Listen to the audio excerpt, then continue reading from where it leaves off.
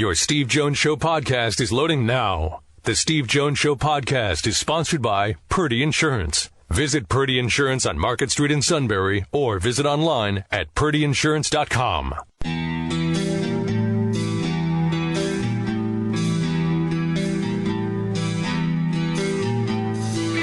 Sports talk where your voice counts. This is the Steve Jones Show on News Radio 1070 WKOK. Now from the Sunbury Motors Studio, here's Steve Jones.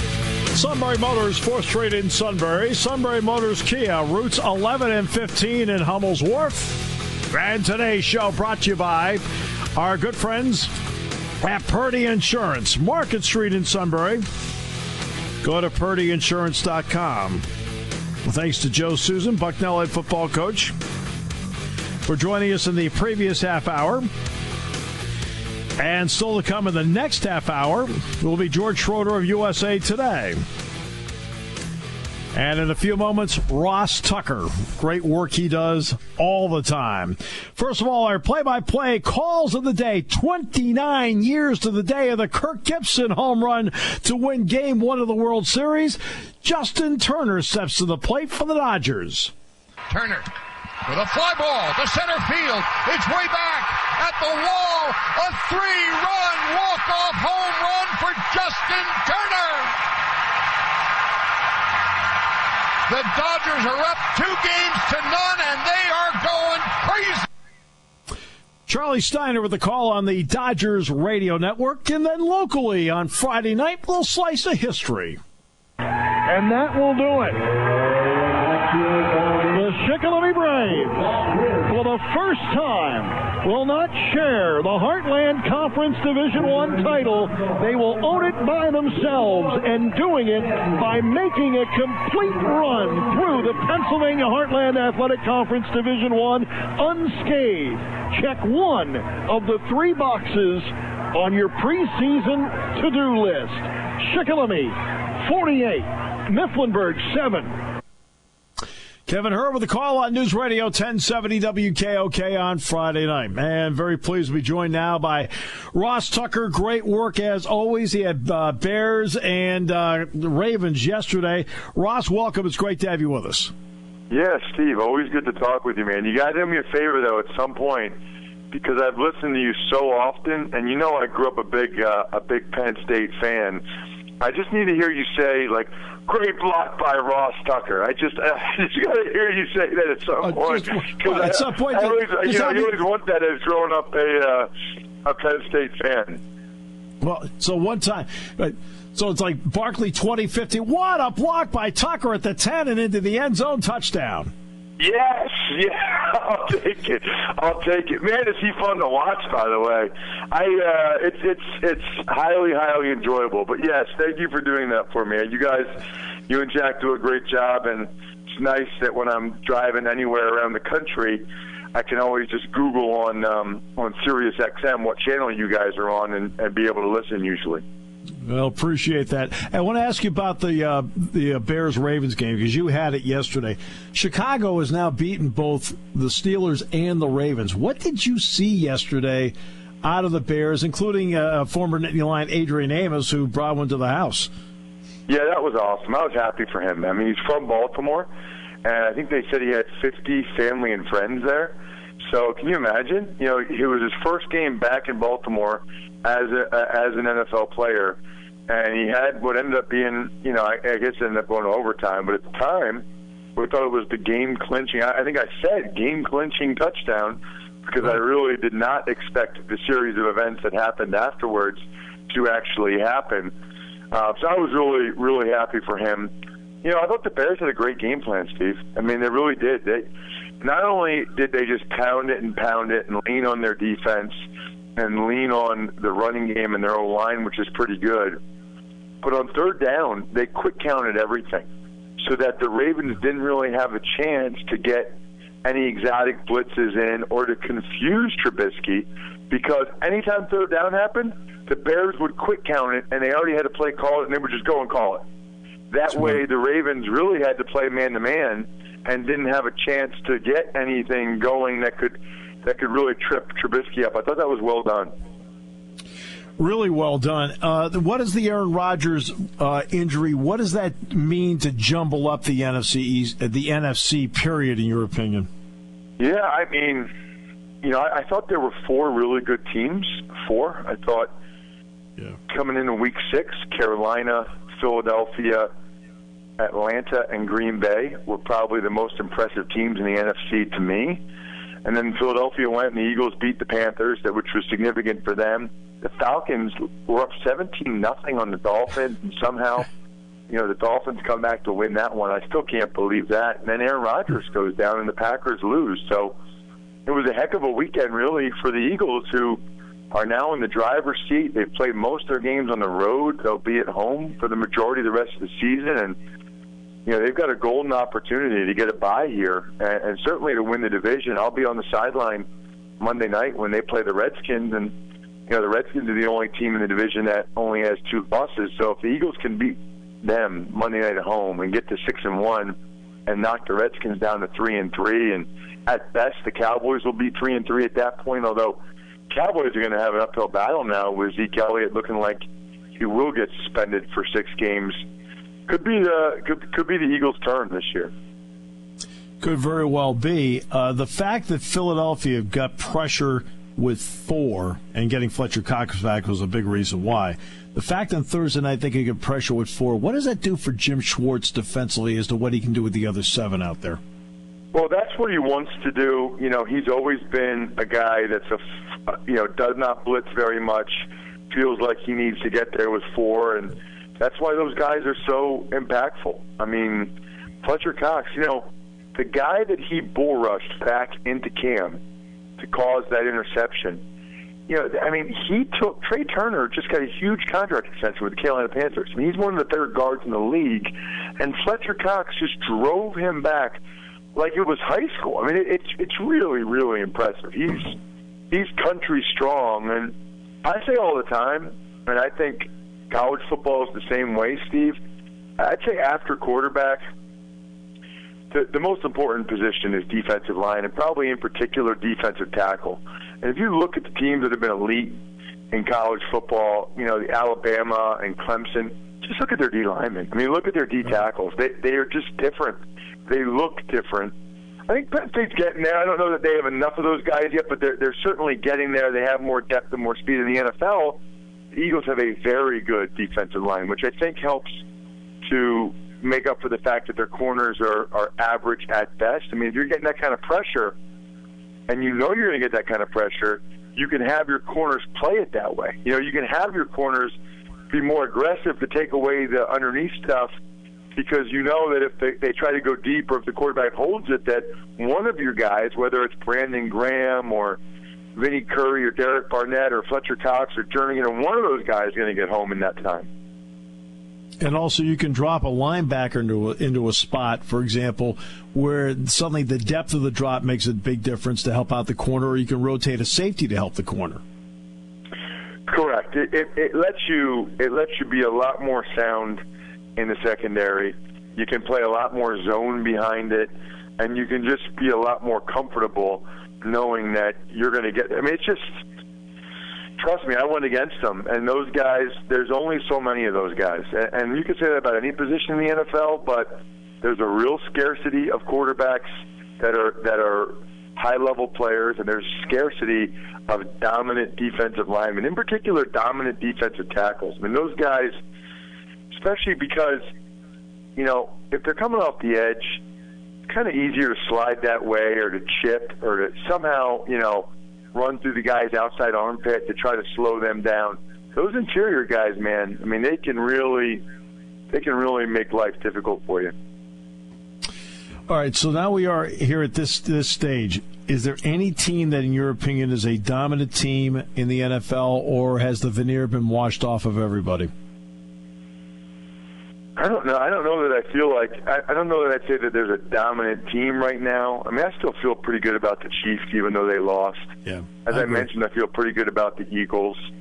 The teams I thought had a chance to be really dominant, the Steelers and the Patriots, don't you just feel like they'll be there at the end? It's like they always are. I mean, they're, usually with the Patriots, there's no drama. There's been a little drama this year. With the Steelers, there's always some drama. I mean, the Steelers they have an uncanny ability to lose to teams that are worse and beat teams that might be better. It's unbelievable. It's like somehow they need to. You see that, obviously in college football over the weekend, 4 top 10 teams losing. But the teams that were unranked, by the way, sometimes it's like you got to psychologically try to convince your players that they're playing somebody else. I wanted to ask you about that because I've been a big advocate that in college football right now, there's a college basketball tournament mentality of the whole thing, survive and advance. 4 more didn't do it this weekend. Washington State, Clemson, Auburn. How do you view college football right now, Ross? I feel like it's changed a little bit, though. Like, if Alabama lost, it doesn't really feel like it would matter that much. And That's right. Clemson lost, if Clemson wins the rest of their games, they're going to be in the college football playoff. If they went out and they win the ACC, it's hard to imagine them not being in the college football playoff. And I feel the same way about Ohio State. I mean, that was a bad loss to Oklahoma at home. But does anybody have any doubt that if Ohio State runs the table and wins the Big Ten, that they're going? I mean, they're going. And what's weird about it is you're better off losing a non-conference game, and you're better off the earlier in the season you lose, the better. It's kind of bizarre. Now, the issue is if you lose a second game, then you're in trouble. So I don't know. I mean, we could talk about it, but I think that matchup for Penn State, they got to get past Michigan first, but the matchup for Penn State at Ohio State, it's going to be very difficult the way Ohio State's playing right now. They're playing awesome. I actually think even if Penn State loses, though, they have a decent chance of still getting in the college football playoff if they win the rest of their games and Ohio State ends up getting tripped up after they play Penn State by Michigan State or Michigan or maybe even in the Big Ten championship game down the line, depending on, what Wisconsin's record is when they go into that game. So there's a lot of interesting scenarios that are still going to play out, but I can't remember the last time Ohio State lost 2 home games. And, boy, I mean, there were people that were calling for J.T. Barrett to get benched after the Oklahoma game, and he's been unbelievable. Their whole team has been lights out since that game. Now, they haven't been playing great teams, but still, they've been dominant. Yeah, I think Luke Fickell, the 2011 season when he had to step in, the last time they lost 2 home games in one season. When you look at Penn State, 6 games, at least you have a body of work to look at. Obviously, the schedule in front is going to be tough. But what do you think of this football team so far? Just really impressed with the defense more than anything. I mean, Saquon's ridiculous.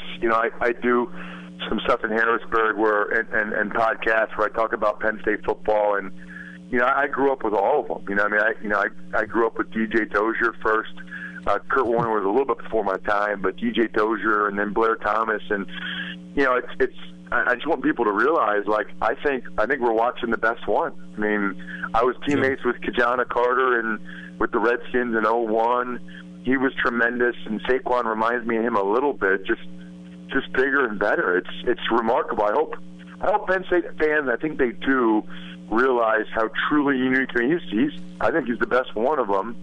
I'm so impressed the last few weeks with McSorley. The ice in his veins against Iowa, and then what he did against Northwestern. He was awesome in that game. He doesn't get enough credit that he deserves, and I still hear people chirping about Tommy Stevens sometimes. Look, I know Tommy Stevens physically looks great, but McSorley just produces over and over and over again. But probably even more than that, Steve, their defense, man. I'm watching that Northwestern game thinking, who are these guys? I mean, they're too deep across the board. It's like they're a hockey team bringing in line changes. Their outside linebackers are fast as lightning. They're flying around. They're rolling in 10 guys on defense. Shaka Tony's going from speed to power with the one-hand long arm. I actually saw James Franklin and Sean Spencer on Saturday here in Harrisburg.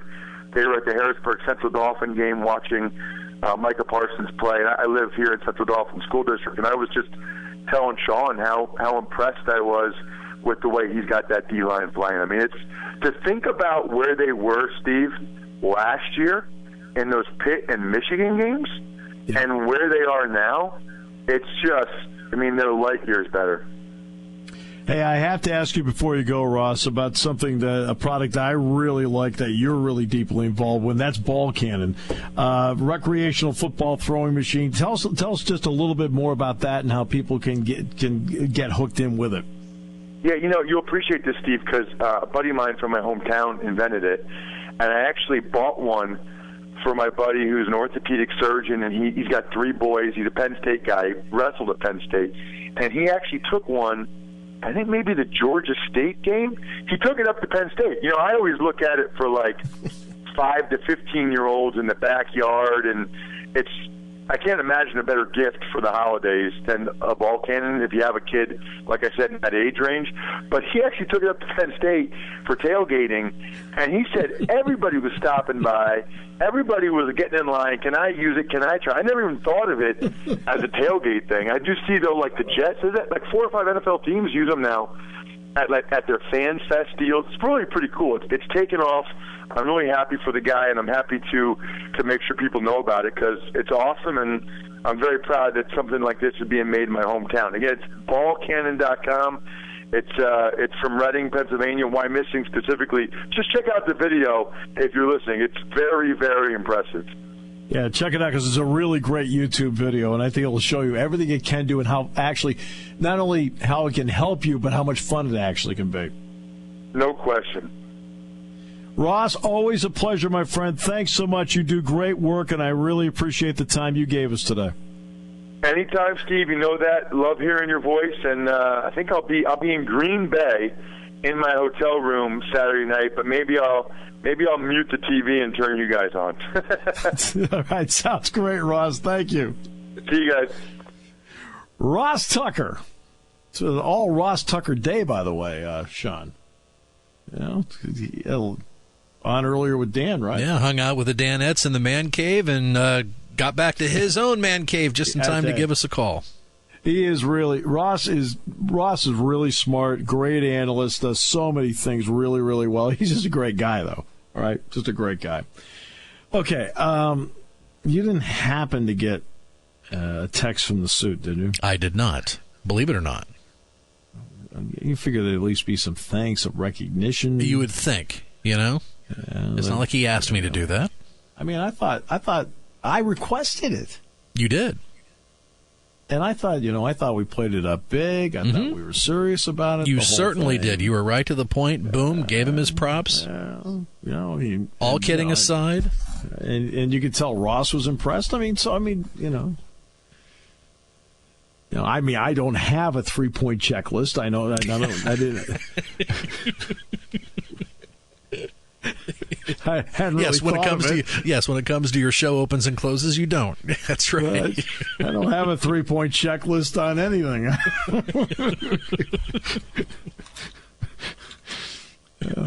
Maybe we need to have him come on briefly just to explain what the 3-point checklist is. Okay. Is it conference title, district title, state tournament? Yeah. Is that what it is? Yeah. League, district, state. Mm-hmm. Yeah. Does he get a T-shirt out of it? Or he could be hoping for a hat. Beggars can't be choosers. Boy, that's the motto of his life. All right. We'll come back. He did a good job. Didn't he do a good job on that? He did a really good job on that. I think he did. I'm sure if we listen to all of it, there's some personalized moment in there. I had a crystal ball. All right. Here on News Radio 1070 WKOK, brought to you by Purdy Insurance. There are a lot of places to get insurance coverage, but only one place in the Susquehanna Valley ready to put 4 generations of experience to work for you. Hi, I'm Adam Purdy. At Purdy Insurance, we take the time to talk with you and find the right coverage for your needs. Everyone's situation is unique, so our approach is to customize coverage to best protect you. Whether it's home, auto, or business insurance solutions you need, call, email, or stop in to see how our commitment to personal service can help protect what matters to you.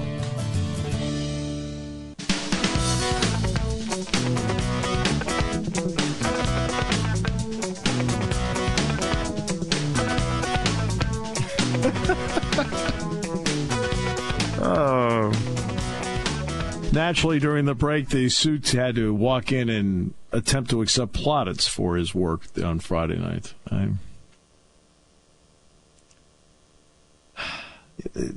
It's amazing that for a decent-sized building, how small the building is, Sean. It didn't take long.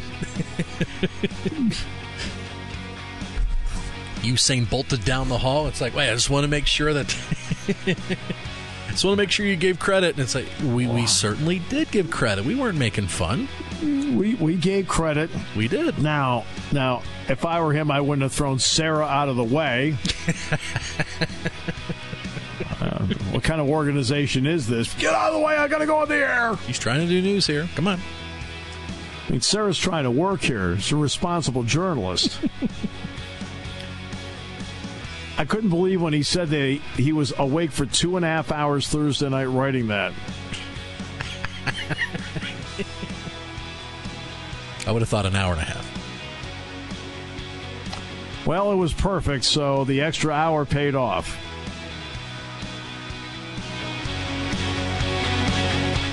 Having trouble trying to figure out what new vehicle to buy? Stop! SMC has all your bases covered. Compare Ford, Lincoln, Kia, and Hyundai, all at the dealer who has been satisfying more customers for over 100 years. 53 Ford F-150s starting at $23,994. Sunbury Motors has your compact SUVs covered. 46 Ford Escapes starting at $19,925. Take $31,12 off all 17 Hyundai Tucsons. Kia Sportages start at just $23,553. SMC has your midsize SUV in stock. Right now, 2018 Kia Sorentos start at $24,999 with 21 Sorentos to choose from. Take up to $49,49 off 2017 Hyundai Santa Fe Sports and up to $5,000 off a Lincoln MKX. Sunbury Motors has all your bases covered for your next new vehicle. Go to sunburymotors.com to compare your next new Ford, Lincoln, Kia, or Hyundai. Sunbury Motors, satisfying more customers, selling more cars. A tradition of trust since 1915. Taking your calls at 800-795-9565. This is the Steve Jones Show on News Radio 1070 WKOK. Now, from the Sunbury Motors Studio, here's Steve Jones. Today's show brought to you by Purdy Insurance, Market Street in Sunbury. Go to purdyinsurance.com. Purdy's have served this valley for decades. Customer service means everything to them. I don't care whether it's auto, home, life, business insurance. They have the ability to find you the right insurance at the right price, make sure that you're covered and within your budget. And if there's a claim, they jump right in there because they are your partner. Purdy Insurance, Market Street in Sunbury. Go to purdyinsurance.com. I'm in the Sunbury Motors studio. Sunbury Motors, 4th Street in Sunbury. Sunbury Motors Kia, routes 11 and 15 in Hummel's Wharf. By the way, Navarro Bowman, after being released by the 49ers, has signed with the Oakland Raiders. So he doesn't have to move. He doesn't change houses, at least not until he go to Vegas. There you go. Time now for the Sports Bozo of the Day.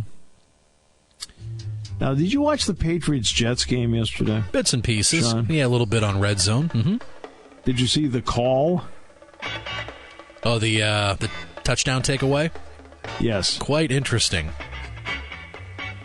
I mean, I'm getting closer and closer to the screen, just looking to see where the ball was compared to the pylon and if it was actually across the line. Well, they're trying to explain it on a conference call today. And on the conference call, Al Riveron, who's the senior vice president for officiating, said it was clear and obvious to overturn the Safarian-Jenkins touchdown, Austin Safarian-Jenkins.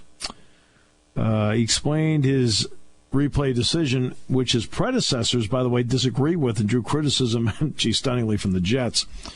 Riveron said the ball was loose when Safarian-Jenkins went airborne and was contacted by a defender, making it a fumble.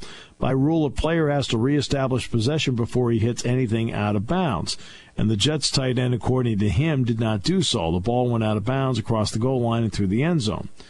He said it was clear and obvious is the standard to use to overturn any call, and this definitely met that criteria. Except there are a lot of people who don't say it was clear and obvious. Now, there's still 8:24 remaining, and the Jets were down 10 at that point. And because the ball was ruled a fumble out of bounds, the play resulted in a touchback, and the Patriots got the ball. Mike Pereira, now with Fox, and Dean Blandino, now with CBS. Or excuse me, he's with Fox as well. Both said Sunday they would not have overturned the play. Riveron said that no comment on that. That's just their judgment.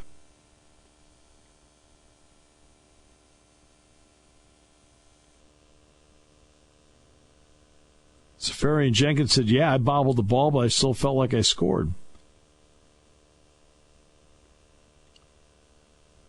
So, there you go. That was an interesting play. Seemed to work in the Patriots' favor. All right. Somebody who's always spot on, gets it done. Great respect. And is always in the right spot at the right time is George Schroeder of USA Today. George, welcome. It's the first time we've had you. Great to have you on the show. Sure, glad to. That's the first time I've been described as that in a long time, maybe ever. No, you earned it. No, you earned it. Hey, last weekend was a weekend billed as a weekend with no ranked teams playing one another. And yet it was one of the wildest weeks of the season. What did you learn about this past weekend? Well, I mean, I don't know that we learned a ton. I've got this sneaking suspicion, which probably means I'm wrong, that we might be going to see more of this, that parity is really here in college football, with the possible exception of Alabama. And that's in part because Alabama is really, really good and very, very talented, and in part because the SEC is down around Alabama. Mm-hmm. But I think everywhere else, it feels like there's a group of 8 or 10 teams that maybe could or would, should maybe be in the playoff. But there's a bunch of teams below them that can beat them on a given weekend. And that's what I kind of think maybe we saw last week. Now, I talked with Dino Babers yesterday, the Syracuse coach. Obviously, they pulled off the big upset of Clemson, and he said, you know, he thought maybe it was just going to be a blip of a weekend, and it'll be the kind of thing that will cause the favored teams to sort of harden up and say, hey, we can't let this happen to us. So I guess there's a couple ways to look at it, but doesn't it always seem like it happens this way, that the weekend when you have no ranked teams matched against each other is when a bunch of ranked teams go down to unranked teams, and it's a crazy weekend? You're absolutely right, George. It seems like that has been the recent pattern. I've likened this college football playoff to, in some ways, the NCAA basketball tournament. I feel like it's a survive and advance, and right now there are, 6 teams so far that have survived and advanced, and they're the only 6 that still control their own destiny. Yeah, no, I think that's right. Look, I won't be surprised this year.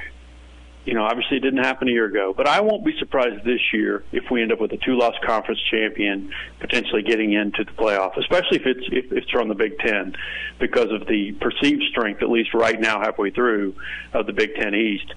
So, but that said, you're right. It's survive and advance. You don't want to be that team in that position. And frankly, you don't want to be the team with the one loss especially if it's a bad loss. You don't want to be Oklahoma right now, right, which has perhaps the best win in the country right now, but the worst loss of any contender at this point. You know, my guess is they'd be okay if they finished 12-1, but it's a bad loss. You don't want to be compared against the other 12-1 conference champion. I have to ask you about Tennessee. They've gone 10 straight quarters without a touchdown. Why? Because they're not very good. I mean, I think that's the best answer. Thank you for your honesty. Yeah. Well, obviously they've made a quarterback change, and that didn't do much for them. Last week. I think what you're looking at is a team where it's just not been clicking all year. They were very fortunate and had to have a fortunate turnover in the season opener against Georgia Tech on Labor Day, or they would be 2-4 right now. I think they're 3-3. I'd have to go back and look. Right. And the season, it was pretty clear they were not the better team that day, and they haven't been the better team several days. When you mess around, by the way, that 10-quarter streak without a touchdown goes back. The last touchdown they scored was in the second quarter of a game that became an escape against UMass. That's right. So it's just not a very good team, and it's pretty clear that a mental piece of it comes into play at some point, because it doesn't feel like they're playing hard for Butch Jones, and I think everybody inside the program is thinking the same things that everybody outside the programs is thinking, which is it's just a matter of time, and when do you decide to pull the plug on the coaching situation there. Which now gets to LSU. They were seemingly in that boat in terms of lack of confidence by the fan base a couple of weeks ago. Has back-to-back wins, especially the one they had over Auburn, started to change that opinion, or is it still wait and see? Well, I'm sure it has changed that opinion. But the first thing about college football is our opinions swing so violently from week to week to week, way more than they should. Because now all of a sudden Gus Malzahn's on his way out, right? I mean, that's supposedly the deal. Right. Look, that's because college football is a week-by-week report card. Well, it absolutely is. And, the problem with it right now is I think social media sort of exacerbates this.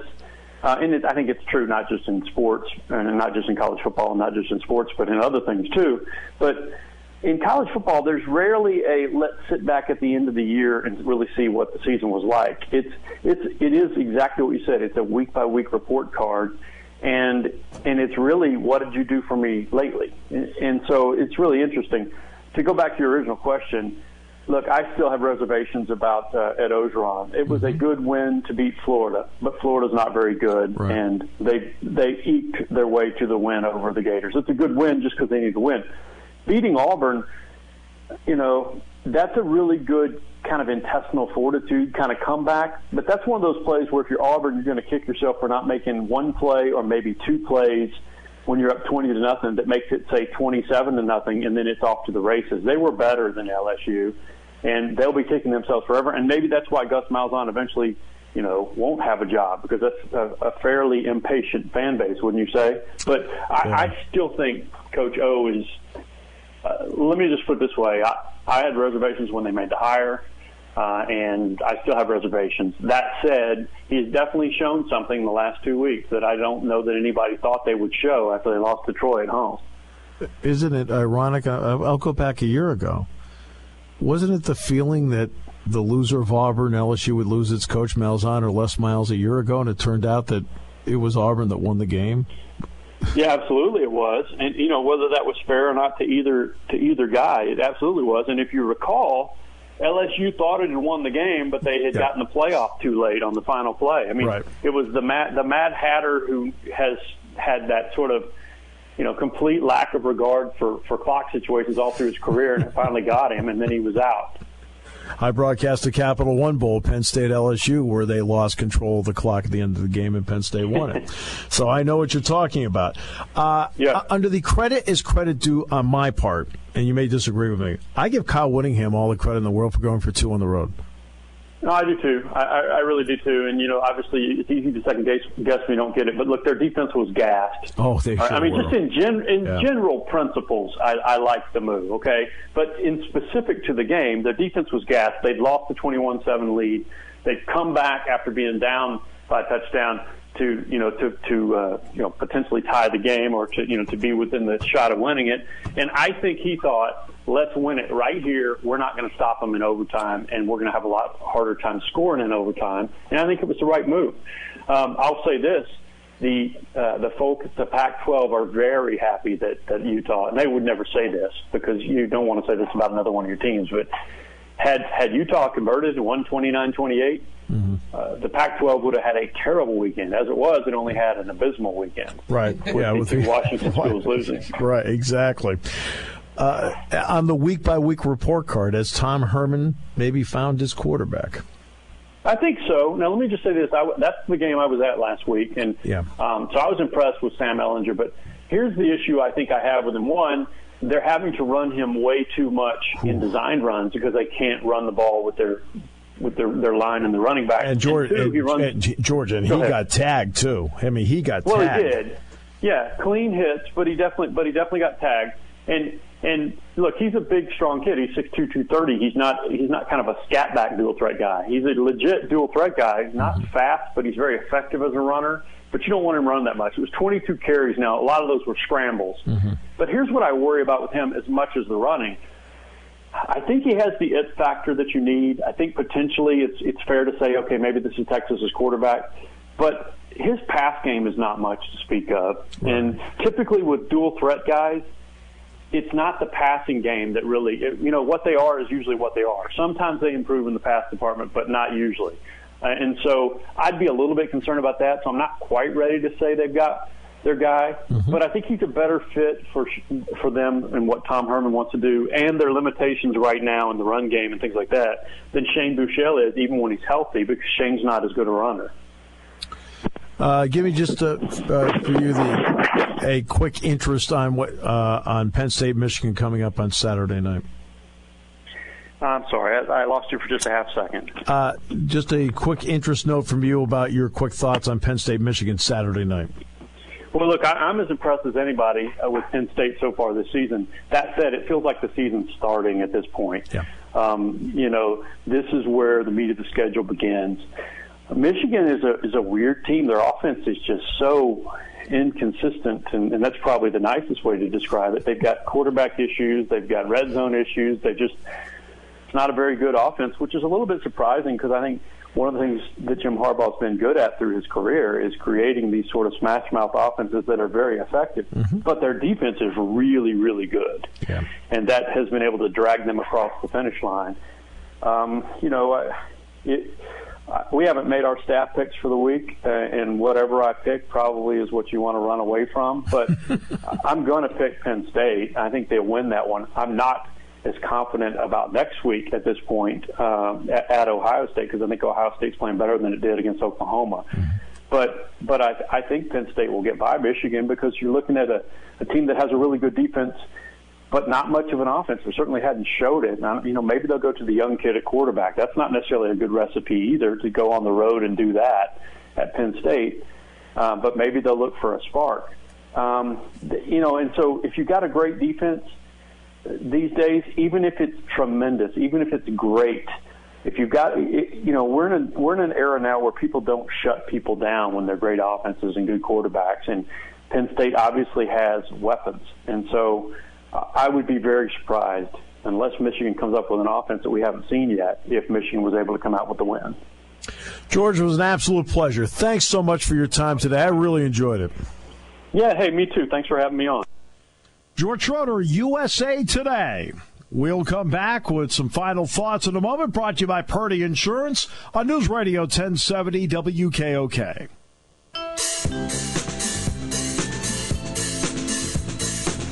Heartland Conference champions. As you heard right here Friday night on News Radio 1070 WKOK. Steelers looked terrific yesterday. I mean, I don't know. I don't know where the performances for the Steelers come from. One week you're like, how could they possibly lose to that team? Then the next week they go out and go, wow, I'll tell you, they're a Super Bowl contender. There is no level of consistency. That first half for the Kansas City Chiefs, I mean, those fans in Arrowhead had to have been numb. We're undefeated, and we barely have that's going to be the smallest number of yards of total offense they've probably ever seen at a Chiefs home game. But they came back, made a game out of it, but just great offensive balance for the Steelers. I know Andy Reid has been questioned a lot today, whether he should have gone for that field goal or not. Still very not late in the game where maybe you go for it at that point, but that 3-point swing turned out to be huge. Mm-hmm. Yeah. Sometimes when you watch a team and they struggle, and you finally get down there and you've got something going, you ask yourself, you're going to be able to get down there again. I guess that's sort of me defending him because, you don't know how it's going to play out. That's what I try to tell everybody on this show all the time. We can sit here all we want and say, I think this is going to happen, that's going to happen. But you know what? There isn't a single person on the planet that knows how Saturday is going to play out. Nobody. Can we have some educated guesses, keys, things like that? Sure. But nobody knows. So it makes it fun. Well, that's why we enjoy watching it. This is not the normal formula television. And, where you really can look at the formula play out in front of you. Doesn't mean that television or movies are not enjoyable with formulas, but sports is unpredictable. Nobody knows going in. I mean, how many? Quick show of hands. How many thought that the Giants would lose at Denver last night? Oh, pretty much. The big bulk of the country didn't give them a shot last night. No. Simple as that. That's why you just don't know. Yankees down 2-0 to the Indians. Win the next 3 games against a team that at one point won 22 in a row. But I will go back to what I said right when the playoffs began in baseball. Remember what I said? There were only 2 teams that were 8-2 in their final 10 games. The Dodgers and the Astros. Now, both had slumped in late August and into September, but both clinched with a lot of time, and then both very quietly, unbeknownst, I think, to most people, actually played good baseball down the stretch, but we were so focused in on other races, especially that National League Central race with the Cubs and the American League East race with the Red Sox and the Yankees, that this was kind of under the radar. They're already clinched, they're in. So when you take the playoffs and add it in, the Dodgers have now won 13 of their last 15, and the Astros have won 13 of their last 16 if you include the end of the regular season. And again, in the final 10 games of the regular season, the Astros and the Dodgers were the only 2 teams that went 8-2. Our thanks to Ross Tucker today for being on the show. Our thanks to Joe Susan for being on the show today. Our thanks to George Schroeder of USA Today for being on the show.